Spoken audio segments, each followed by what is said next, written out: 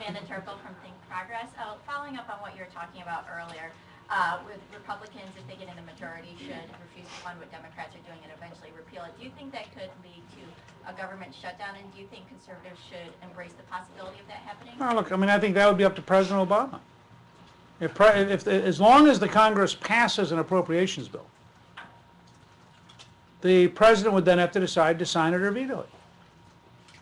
I mean, if the president decides on an unpopular issue that he is going to veto the Congress's restraint of spending, I think the Congress should tolerate that. I mean, I think having a fight over, I'm not for shutting the government down. I wasn't for shutting the government down in '95, but I was for drawing a line in the sand and saying we weren't going to allow the president to coerce us into doing things we didn't believe in.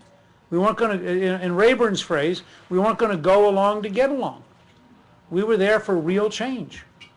And I would say the same thing. If we win a referendum this fall, we will not have the votes to repeal health care, for example, because we won't have the votes to override a veto.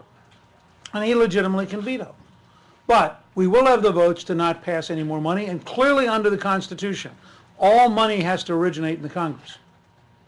So it's perfectly legitimate for the Congress to say, I can't, as a matter of good faith to the very people who elected me, give you money to do something they elected me not to do. Now, if the president then wants to force a crisis, you'd have to see how the crisis worked its way out. But I wouldn't be sure going into it how it would work out. And it might be that you could isolate what you're fighting over, pass an appropriations bill that is everything except the health bill, and then pass an appropriations bill just for the health bill. Now, he would then have to decide to veto all the parts of government you're not offending in order to try to raise public pressure. That's a pretty hard thing to sustain, even with his rhetorical skills.